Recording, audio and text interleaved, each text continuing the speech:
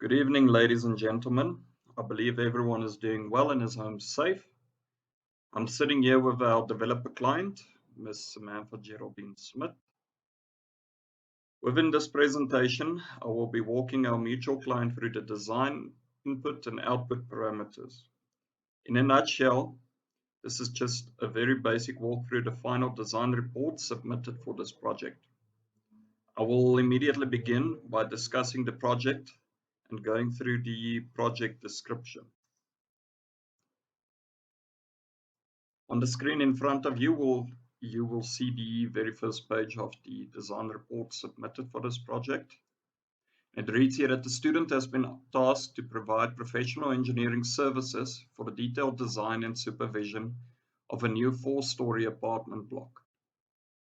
The apartment block will be used for low-cost student accommodation for the students attending the nearby UNISA Florida campus. And this is necessary because there are a lot of students traveling from very far to make use of these labs that is located on this campus. Being a UNISA student myself, I recall having to visit the Florida campus for my surveying classes over there.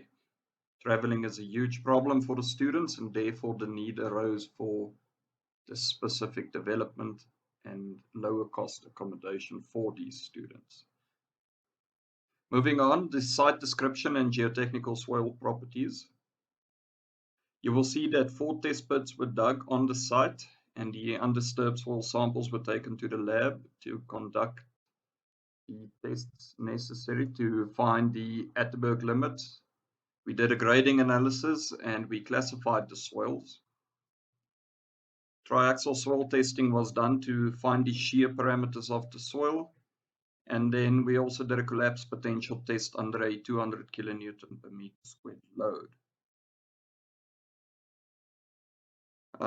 It was found that the soil had a estimated allowable bearing capacity of 200 kilonewton per meter squared or 200 kPa. And it was also noted that there is no groundwater present, which is a very good thing, since then there is no need to deal with underground groundwater. Next, we will be discussing the basic parameters, starting with the material properties. Conventional structural materials were used during this project. Right at the very top, we can see that we use 25 MPa concrete, which is the minimum requirement for NHBRC registered buildings, and which is also slightly less expensive than 50 MPa concrete, which is what contractors nowadays like to order just to make provision for any unnecessary or unforeseen circumstances during the curing process. However, the design will be conducted or carried out based on 25 MPa concrete. Moving on, the reinforcement is normal mild steel and high tensile steel. Mild steel having a yield strength of 250 MPa and the high tensile steel with 450 MPa. Nothing out of the ordinary there. It should be noted that the masonry bricks of 14 MPa crushing strength were used just to make sure that there are no unnecessary breaking or cracking of the bricks, and just because we intend to build the structure to have a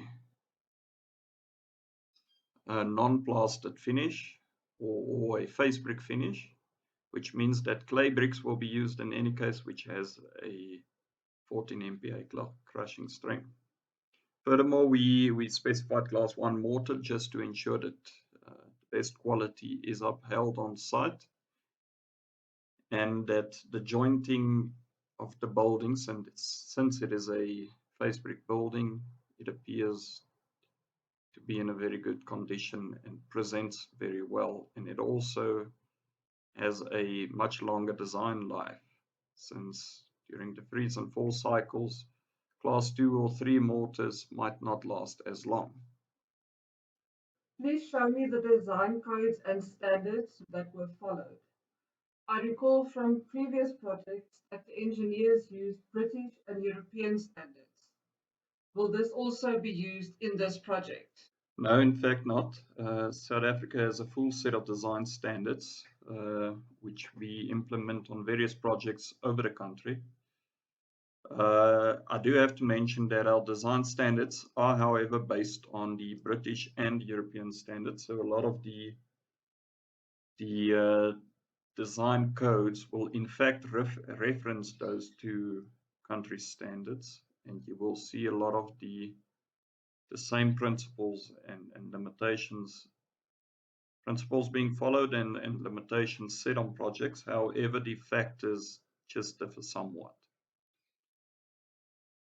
Going through the design standards, you will immediately see the concrete design standards, for which we use both SANS 10100 Part 1 and Part 2, which is the structural use of concrete, the design portion of that, as well as the structural use of concrete, the material and execution of the works. So you've got the design and the execution of the works captured within those two standards. Structural steel. Structural steel is SANS 10162.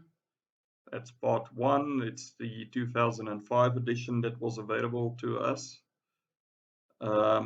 The structural use of steel part 1, it's the limit states design for hot rolled steel work. Masonry brickwork, it's 10164. We use the 1980 version of that. It's for unreinforced masonry. And then 10164 part 2, the 2003 version, which is the reinforced masonry design, where the only difference typically is the addition of either reinforcement steel bars or brick force, as it is commonly known. It's either brick force or reinforcing bars. Please note that they are not the same thing. Foundations. The foundation design was based on SANS 10161, the 1980 version. And that is the design of foundations for buildings. And then in terms of loading, every engineer knows that these 3 codes are typically referenced for buildings. It's SANS 10160, it's part 1, 2, and 3. Part 1 being the basis for the design of the building. Part 2, it's the self-weight and imposed loads, which typically includes your live loads, which is mostly prominent in these buildings, live load and self-weight.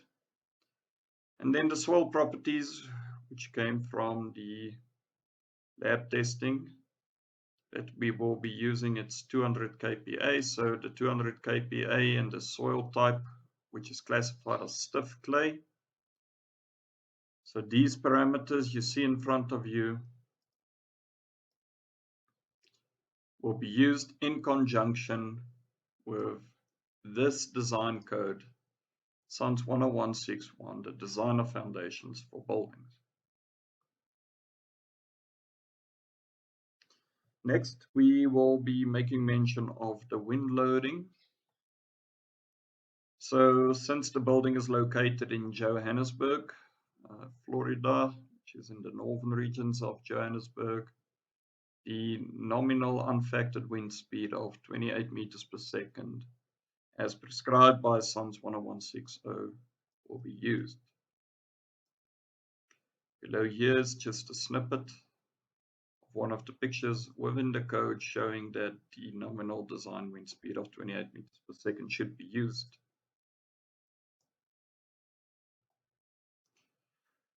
From this nominal wind pressure or wind velocity,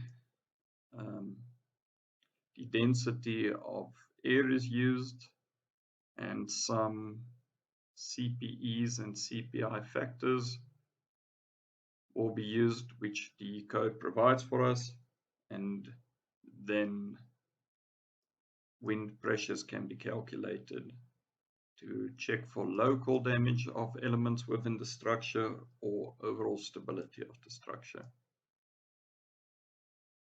The next item is the seismic profile. Now, since the building is located in Johannesburg, it can be seen that there is very little concern for seismic activity, since Johannesburg very rarely gets any seismic activity, and if there is seismic activity, there is very, very little of damage, mention of damage to buildings, etc. So seismic activity is not a concern for this project.